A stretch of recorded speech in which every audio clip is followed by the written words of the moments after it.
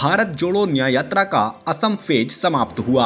अब 25 जनवरी को इस यात्रा ने पश्चिम बंगाल में एंट्री कर ली है, लेकिन असम में इस यात्रा के दौरान जो कुछ हुआ वह ऐसा हुआ जो भारत जोड़ो यात्रा के दौरान भी कभी नहीं हुआ।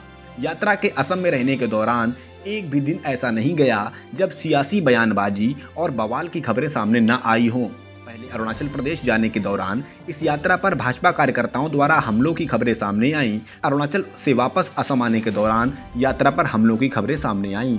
फिर राहुल को मंदिर नहीं जाने दिया गया, अगले दिन उन्हें यूनिवर्सिटी नहीं जाने दिया गया और उसके बाद जब ये यात्रा गुवाहाटी शहर की ओर बढ़ रही थी तो उस यात्रा को शहर के अंदर नहीं जाने दिया गया। पुलिस ने शहर के बाहर ही बैरिकेड लगाकर यात्रा को रोक लिया। हालांकि पुलिस का तर्क था कि वर्किंग डे के चलते यात्रा शहर के अंदर नहीं निकाली जा सकती।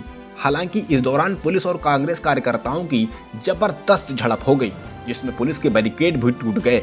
इसके बाद राहुल गांधी ने कहा कि वे कानून का पालन करेंगे और इस तरह यात्रा गुवाहाटी शहर नहीं गई। लेकिन सीएम हेमंत बिस्वा शर्मा के निर्देश पर राहुल के खिलाफ एफआईआर दर्ज हो गई। वहीं 24 जनवरी को राहुल ने एक जनसभा में कहा कि चाहे 25 केस और लगा लो, लेकिन मैं नहीं डरूंगा, न ही घबराऊंगा। राहुल ने भ्रष्टाचार को लेकर भी सीएम पर जमकर निशाना साधा।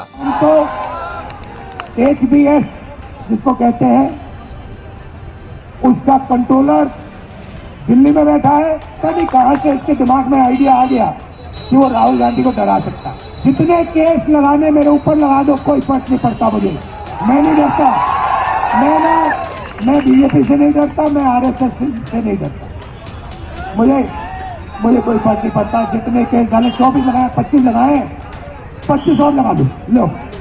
वहीं इसके बाद सीएम ने लोगों को हिंसा के लिए उकसाने के आरोप में राहुल गांधी को लोकसभा चुनाव के बाद गिरफ्तार करने की धमकी दे डाली।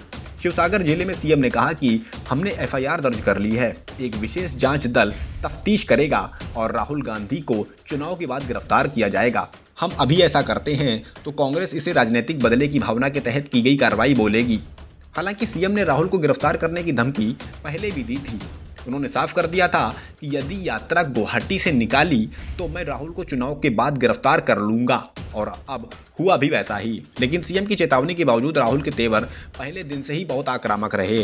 राहुल ने लगभग हर दिन भ्रष्टाचार को लेकर सीएम हेमंत पर जमकर हमला बोला। अब देखना दिलचस्प होगा कि असम में हुई इस सियासी खींचतान का आगामी लोकसभा चुनाव में किसे होगा लाभ और किसे झेलना पड़ेगा नुकसान।